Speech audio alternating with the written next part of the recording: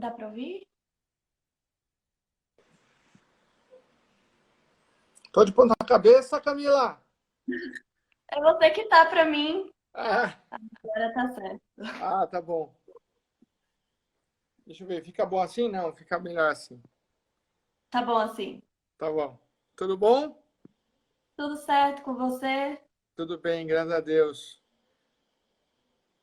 Então, acho que em primeiro lugar, hoje a gente vai falar um pouquinho sobre a advocacia extrajudicial, que é uma área muito pouco abordada pelos juristas. Praticamente nenhuma faculdade de direito ensina isso. Então, para isso, hoje a gente trouxe o Marcos, que o Marcos é advogado e professor. Ele é mestre em direitos difusos e coletivos e também é professor de vários cursos de especialização em direito e de concurso público. E, além de tudo isso, ele também é presidente da Academia Nacional de Direito Notarial e Registral. Eu acho que, em primeiro lugar, para entender um pouquinho, eu queria que você explicasse o que é o direito notarial e registral. Ô, Camila, obrigado pelo convite. Manda um beijo para Carol, nossa amiga aí de longa data. Fico muito feliz de participar aqui com vocês dessa live. Esse tema, direito notarial registral, na verdade, é uma área do direito que estuda as diversas formas de materialização, de operacionalização dos institutos jurídicos. Então, é aquela famosa, aquele famoso tema de curso de extensão, direito tributário aplicado, direito civil aplicado, né? Direito processual civil aplicado. Então, a aplicação da norma, muitas vezes, ela passa pelo direito notarial registral. Então, para você materializar os institutos jurídicos, a lei ela vai determinar, em algumas hipóteses, uma forma prescrita. Lembra lá do artigo 104, inciso 3 do Código Civil, né? Para validade do negócio jurídico requer-se agente capaz, objeto lícito, possível determinado, determinável. Inciso 3, forma prescrita ou não defesa. E lá na faculdade, o professor ele fala de forma bastante superficial, né? A forma prescrita é a forma determinada em lei, a forma não defesa é a forma livre. Então, analisando o nosso sistema jurídico, ele vai trazer justamente essa estrutura. Determinadas situações, determinados institutos jurídicos. A lei vai exigir forma prescrita. E aí a forma prescrita, a gente vai ter a forma prescrita única, que vai ter a participação obrigatória dos cartórios, ou a forma plurima, no qual a pessoa vai poder fazer por instrumento particular ou por instrumento público. E a forma não defesa, a pessoa faz de qualquer jeito, faz de forma verbal, por escrito, de forma tácita, né? E assim por diante. Então é muito interessante a gente observar que a legislação ela vai exigir a forma pública. Então, no momento que ela fizer essa exigência, obrigatoriamente a gente vai ter que trabalhar com cartório. Exemplo, emancipação, artigo 5º, inciso 1 do Código Civil, vai determinar a emancipação far-se-á por escritura pública. Então, você não tem outro meio de fazer. Você tem que ir se direcionar até o tabelião de notas para lavrar o ato, né? Lavrar a escritura pública declaratória de emancipação. Então, a lei ela vai determinar em várias situações essas hipóteses que você obrigatoriamente vai ter que ir ao cartório. Exemplo, lá na lei de locação, a lei 824591, 824591, ela vai determinar a locação se faz de qualquer jeito, faz de forma verbal. Porém, na hipótese que você quiser a tutela de um direito, como o direito de vigência, aí você obrigatoriamente vai ter que registrar a cláusula de vigência no registro de imóveis. Você entendeu? Eu quero a tutela do direito de preferência em que eu possibilite a adjudicação do bem. Obrigatoriamente, você vai ter que averbar a cláusula de preferência. Ah, então se eu não averbar a cláusula de preferência na locação no registro de imóveis, eu não tenho direito à adjudicação? Não. Você vai ter direito a perdas e danos. Você entendeu? Entendi. Então, é muito interessante a gente estudar o direito notarial registral e ele vem tendo agora um protagonismo muito grande no mundo jurídico, no momento em que você tem uma desjudicialização a partir da Lei 11.441 de 2007, né? Que alterou lá o CPC de 73, atribuindo aos notários tabeliães de notas a permissão para lavratura de escrituras de inventário, separação e divórcio. Entendeu? Bastante coisa, né? Muita coisa. A gente já tem aqui duas perguntas. A primeira é Duas? da Lara. Mas já? Já. A Lara falou que aproveitando a abordagem desse tema, o divórcio e o inventário extrajudicial podem ser vistos como instrumento do direito notarial e registral? Claro, não tem dúvida nenhuma. Não tem dúvida nenhuma. Né? No momento em que o tabelião de notas ele vai operacionalizar o inventário e partilha, vai instrumentalizar a separação, o divórcio, o restabelecimento da sociedade conjugal, tem muita coisa envolvida, muita responsabilidade envolvida, e o tabelião ele tem que ser muito capaz para poder lavrar esses atos aí, porque geram muita discussão a questão dos inventários, separações e divórcio. Aí a próxima é a da Bia, que a Bia perguntou como posso mostrar aos clientes que é necessário contratar um advogado para essas demandas. Manda ele no cartório. Manda ele no cartório. Vai sozinho lá. Vai lá da entrada. Aí ele vai tomar um não na cara. Aí ele vai entender, né? Isso é muito interessante. Essa questão que a Bia ela perguntou é uma situação bastante interessante, porque quem nunca teve um problema no cartório, né? Sim. Quem nunca foi num cartório, advogado, né? Foi fazer qualquer serviço lá e a primeira coisa que ouviu foi assim, não pode ser assim, tem que ser assado, né? Então, são muitas situações que os cartórios, na hora de operacionalizar, eles criam uma metodologia ou por orientação de norma de serviço que vai afetar diretamente o usuário do serviço, né? É evidente. A pergunta da Bia. Sistematicamente, Bia, pensando de forma filosófica, sistemática, o advogado na esfera extrajudicial, ele seria dispensável, ok? Se você for pensar do jeito que o nosso sistema foi criado, um sistema jurídico no modelo romano, onde você tem a esfera consensual e a esfera judicial, e os advogados, né, os estudantes de direito, são preparados para o litígio. E por que eles não são preparados para o direito notarial registral? Porque o tabelião, o oficial de registro, ele é um profissional do direito. Então, não haveria necessidade da presença de um advogado na esfera extrajudicial, porque o tabelião, o registrador, ele já faria às vezes do advogado, entendeu? Porém, nós estamos no Brasil, né?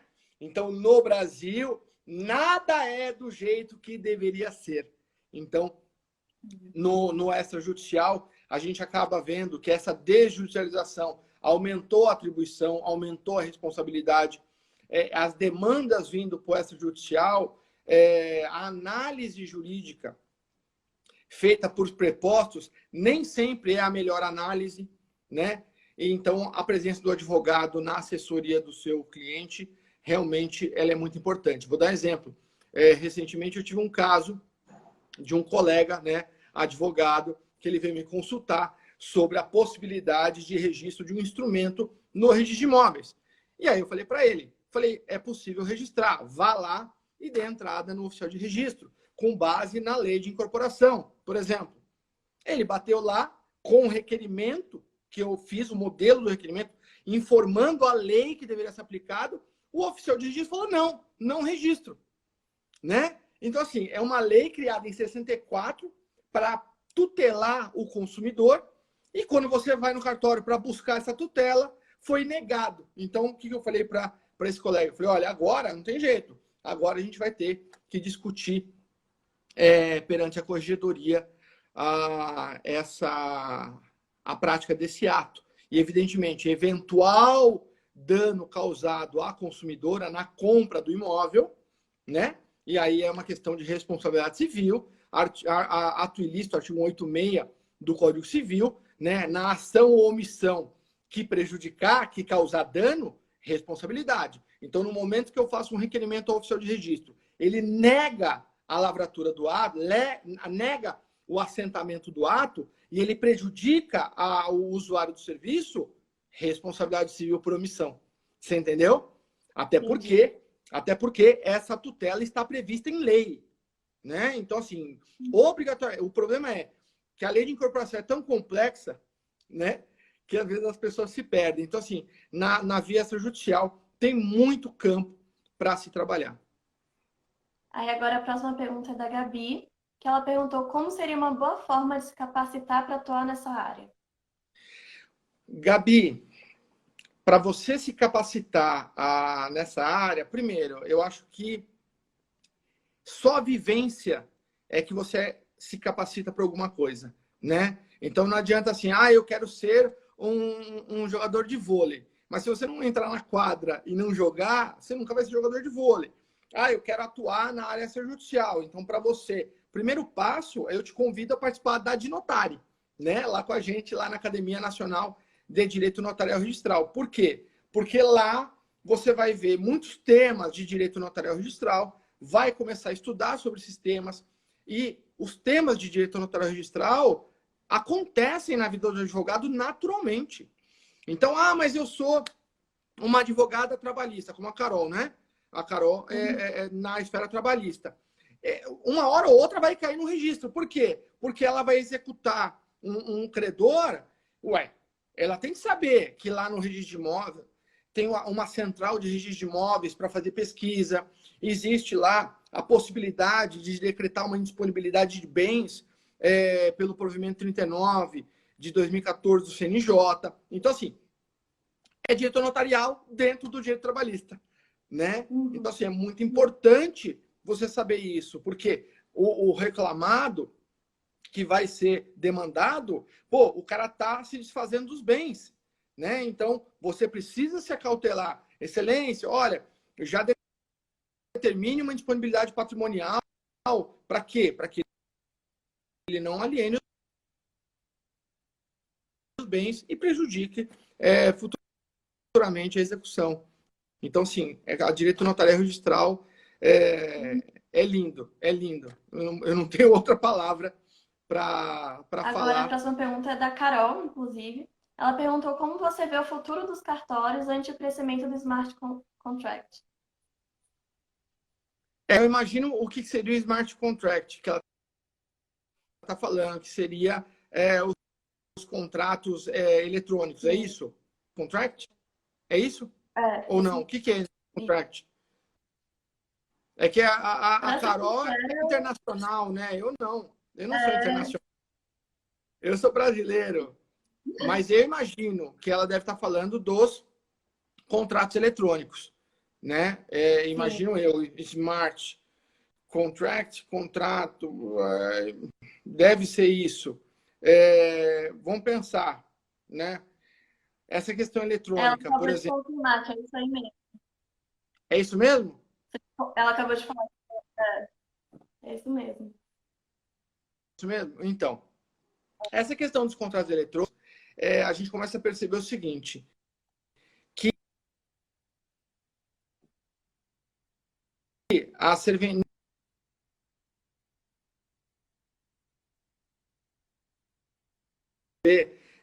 que as pessoas, quando estão em casa, elas todas pensam que elas são grandes serventias milionárias. E não é. Não é. Voltou? Carol, voltou? Eu travei? Voltou? Voltei? Tá me ouvindo? No meu, eu tô te ouvindo, mas eu não tô te vendo. Parece que tá carregando. E se você puder responder de novo, começar do zero, eu acho que é mais produtivo. Vamos lá.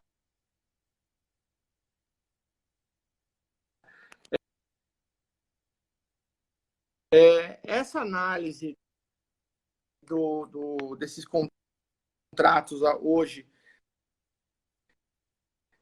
de natureza eletrônica, você começa a perceber que esses contratos, essas serventias, têm bastante dificuldade, né? Até porque nem capar as demandas, né? Então, assim, infelizmente, cartório no Brasil tem muitos pequenos, muitos deficitários, assim, no Brasil vai demorar bastante. Eu acho que no Brasil vai demorar bastante, um pouquinho, mas no futuro sem.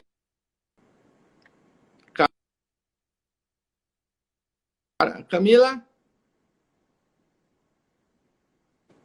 Oi, Voltou? deu uma cortada. Deu uma Eu tô te cortada. ouvindo, mas não tô te vendo. Mas pode falar, eu acho que dá para entender. Acho que agora voltou. Vamos resumir. Os cartórios no Brasil só tendem a crescer. Esse é o meu pensamento. O cartório no Brasil realmente é importante por conta dos vulneráveis. No Brasil, ainda mais. Mas mesmo com essa perspectiva de digitalização das coisas, de resolver por outros tipos de contrato. Mesmo assim. A tutela da manifestação da vontade,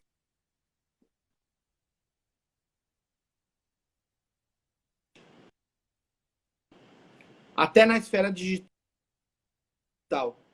né? Então, assim, quando você trata de aquisição imobiliária, não é um contrato simples de analisar, entendeu? Então, eu penso que apesar de ter acesso à internet, precisam do acesso ao tabelião de notas e aos oficiais de registro para orientação. Entendi. Agora, a próxima pergunta é a do Matheus. Ele perguntou se pode haver responsabilidade tributária dos notários. Matheus, a responsabilidade tributária dos notários, apesar de ter uma discussão bastante grande, eu vejo o seguinte, que o CTN, para ele trazer a responsabilidade dos notários, depende de uma questão muito importante, que é a impossibilidade de cobrança do contribuinte direto e a negligência do notário, né? Nessas duas hipóteses, você poderia responsabilizar o notário nas questões tributárias, somente no que tange aos tributos translativos. A eventuais outras dívidas tributárias, não. Então, o cara tem imposto de renda lá, com dívida, não vai recair ao notário. Então, eu imagino que o Matheus está questionando essa questão da responsabilidade tributária por conta das exigências de CND, né? E penso eu que os notários não devem responder por essas questões tributárias, até porque a exigência de CND para a prática de atos notariais registrais configura aí uma violação de direito da pessoa, né? É uma cobrança indireta de tributo, isso aí seria inconstitucional, né? O STF tem várias decisões nesse sentido, inclusive em São Paulo, no item 117.1 do capítulo 20 do provimento 58/89 da Corregedoria, tem uma previsão dizendo, ó, o oficial de registro não pode exigir CND para a prática de ato de registro, né? Justamente, o fisco tem seus meios de cobrança das dívidas tributárias, tá? Entendi. O Matheus falou que essa era a hipótese que ele tinha pensado mesmo. Ah, Aí então tá agora bom. a próxima pergunta é minha. É possível que essas demandas extrajudiciais se tornem ações? E de que forma isso pode acontecer? Não te ouvi, travou. Travou? A minha pergunta é se é possível que essas demandas extrajudiciais se tornem ações judiciais. E de que forma isso pode acontecer?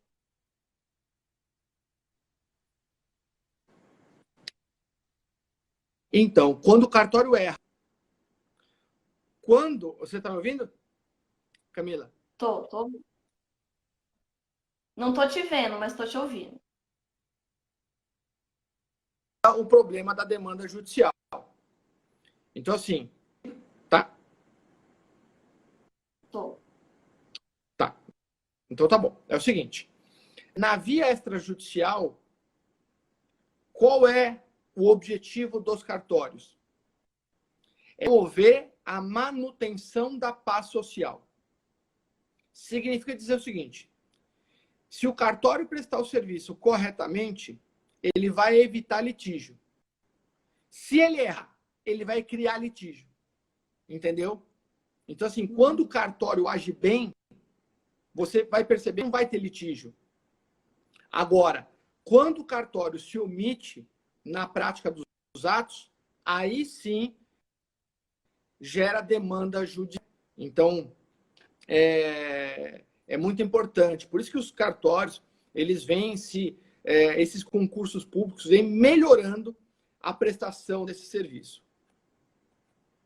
Entendi. A Carol até comentou há um tempinho atrás, até aqui na live, que a gente relaciona muito o direito notarial e registral ao concurso público, ao concurso de Uhum. cartorário, até de servidor, mas não se fala disso praticamente na graduação.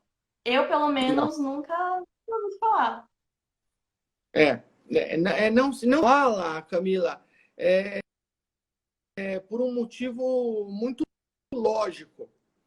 O advogado, as pessoas, para o litígio, né? Prepara as pessoas para o litígio. Então, essa visão do direito notarial registral, ela vem crescendo em importância. Então, eu já dei aula na graduação, no Damásio, por exemplo, lá tinha uma matéria de direito notarial registral optativa para o quinto semestre, sétimo semestre. Então, realmente, você tem razão. Essa matéria, ela só vem na especialização e muita gente procura essa matéria para quem tem a intenção de prestar concurso público. Mas você começa a perceber, eu, por exemplo, eu leciono em várias especializações e você percebe, né? Eu vou dar aula uma vez, assim, por exemplo, no Mackenzie, fui dar aula recentemente no Mackenzie, no curso de processo civil. E aí já me convidaram para dar uma aula lá, entendeu? Mas o pessoal gostou, tal, da abordagem. Porque é uma abordagem diferente mesmo, né? Então, assim, o advogado do processo, do contencioso, se ele souber os conceitos de direito notarial, ele será um advogado mais completo. Por quê?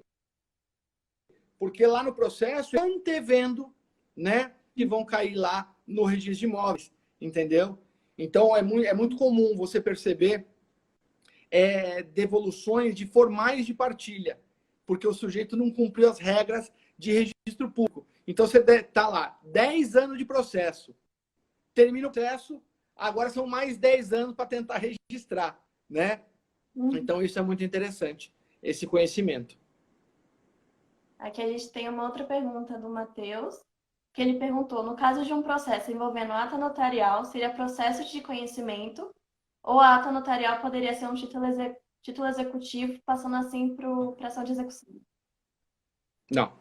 O artigo 784, inciso 11, salvo engano, né, o artigo 784 do CPC, ele vai tratar das hipóteses de títulos executivos. E ata notarial não é título executivo. Formalmente falando, né, de modo assim bastante amplo. Porém, a ata notarial seria a título executivo se você fizesse a constatação de um título de crédito. Então, vou dar exemplo. Eu tive um caso uma vez desse tipo. O que é título executivo? A lei vai determinar, né? Títulos cambiais, contratos, né? Vão ser título executivo. A ata notarial, o que ela é? Ela é a materialização de um fato, ok? Então, é a constatação de um fato presenciado pelo tabelião de notas. Maravilha. Eu tive uma situação, quando eu trabalhava em cartório, né? Eu trabalhei 10 anos na atividade notarial, como preposto. E uma situação, eu fiz uma ata notarial de um título de crédito, de uma nota promissória que estava num processo de falência. Constatei lá os fiadores, né? Tirei foto, tudo bonitinho. O que o escritório de advocacia fez? Pegou aquela ata notarial e entrou com uma ação de execução. Lastrado na ata notarial. Mas veja, a ata notarial, ela só constatou a existência fática do título de crédito. O que está sendo executado? O título de crédito, por meio da fé pública notarial. Você entendeu? Então, a pergunta do Matheus é uma pergunta muito interessante. A ata pode ser um título executivo? Não. Em regra, não. Porém, se eu estiver constatando um título de crédito, ela poderia ser. Entendeu? Entendi. Matheus falou, elogiou também, falou que estava perfeito. E agora uma pergunta minha também. Tá me Vamos ouvindo? lá. Estou te ouvindo. Ah, então tá ótimo. Como o estudante de direito, até o advogado, pode se preparar para essa área? Mesmo que ele não pretenda atuar especificamente nisso, como ele pode se voltar para conseguir ter um certo domínio além da prática?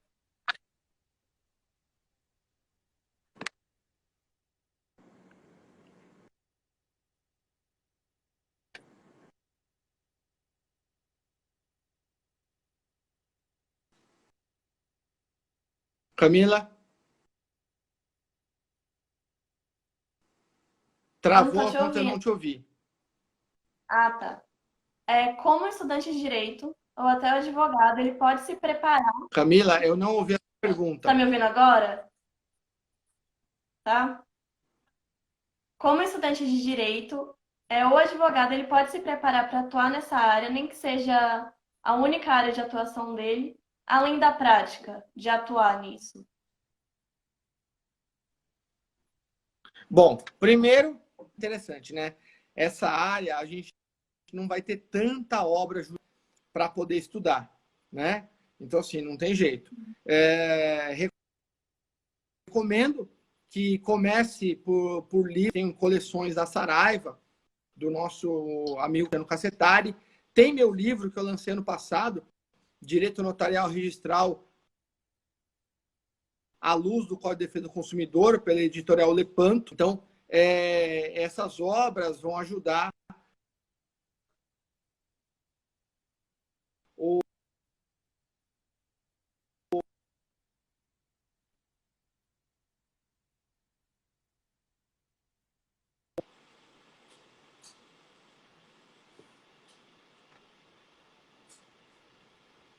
Oi? Oi, Travou. Eu não ouvi essa última parte.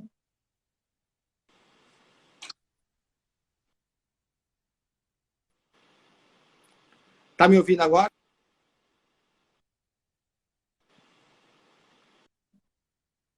Camila, tá me ouvindo agora? Agora eu tô. Agora eu tô. Não tá? Tô. Estudante, como é que o estudante ou advogado estuda a área ou entra nessa área? Primeiro, tem que fazer leitura de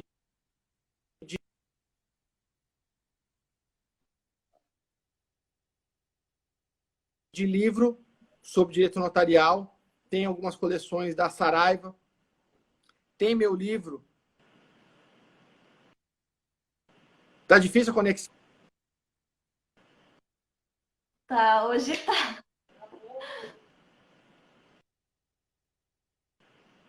Alô? Tá. Camila, Eu tô te ouvindo, eu não tô te vendo. A imagem tá travada.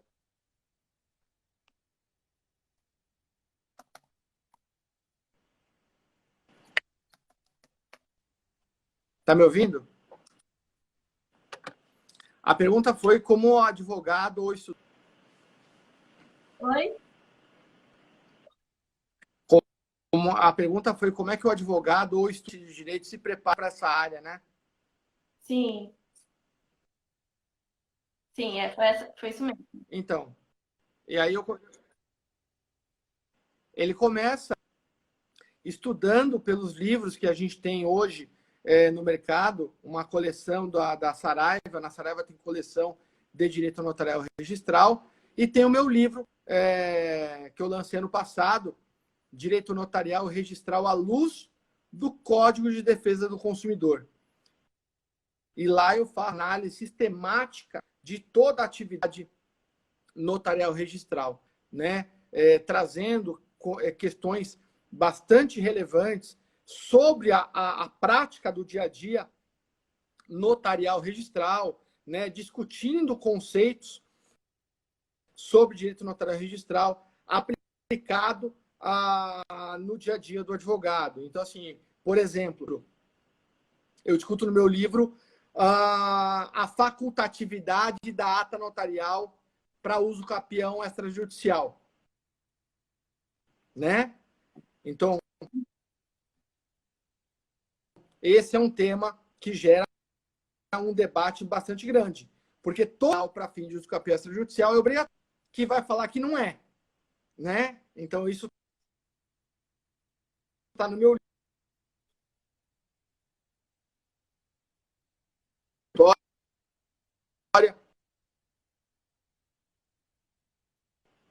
como outras questões, né? Procuração em causa própria, a possibilidade na incorporação imobiliária, questões bastante relevantes que a gente... Uhum. A gente tem mais uma pergunta do Matheus. Ele perguntou, em relação às provas, na hipótese da ata notarial em um negócio jurídico, daria presunção absoluta de veracidade do fato ou essa presunção de veracidade poderia ser contestada em juízo? Então, essa questão é uma questão bastante interessante.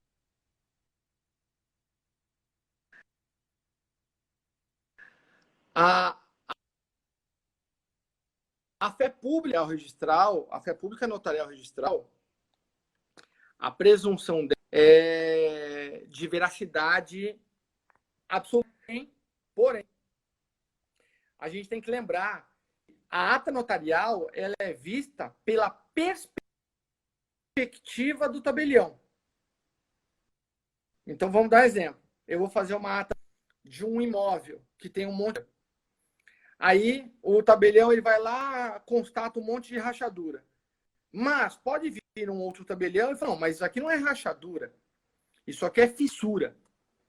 Né? Então, assim, o conceito muda. Rachadura é uma coisa, fissura é outra. Então, tudo depende do fato, né? Evidente que para você quebrar a autenticidade, a presunção de veracidade de uma ata notarial é muito complicado.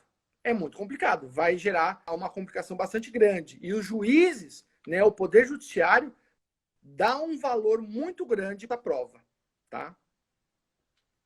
Sim. Bom, a gente está caminhando agora para o finalzinho da live, então se alguém tiver alguma pergunta, essa é a hora. Inclusive, eu vou pedir para você, Marcos, fazer um comentário final para fechar a live, caso você queira fazer alguma coisa, falar um pouco sobre o seu livro também. Pode ficar à vontade. Eu convido, primeiramente, eu agradeço a Carol, agradeço você, Camila, pelo carinho da gente fazer essa live. Eu gostei bastante. Né, participar dos eventos da Adnotário. Hoje tivemos um evento internacional com uma registradora civil de Portugal, né? Temos várias palestras gratuitas na Adnotário, geralmente às quintas-feiras. Então, quem quiser, Instagram lá, Adnotari, AD Notari. O pessoal pode nos acompanhar lá nas palestras. E o meu livro ele está disponível na editorial Lepanto, né? www.lepantoeditorial.com.br. Meu livro é Direito Notarial e Registral à luz do Código de Defesa do Consumidor.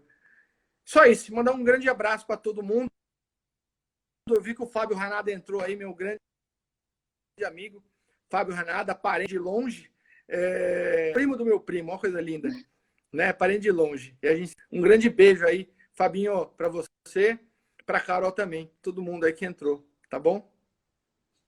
Eu queria agradecer a você pela participação, por ter explicado tão bem esse assunto que é tão pouco falado. Agradecer a todo mundo que participou. Queria também aproveitar a oportunidade de mandar um beijo para minha avó, que está assistindo, que comentou no comecinho da live. Um beijo, vó, com muita saudade. Obrigada pela participação. E é isso. E também convidar todos para participar do Lotox, que é o nosso grupo do WhatsApp, que o link está na bio. E é isso. Um bom finalzinho de semana para todo mundo. Um bom final de semana. E muito obrigada, Marcos. Foi excelente.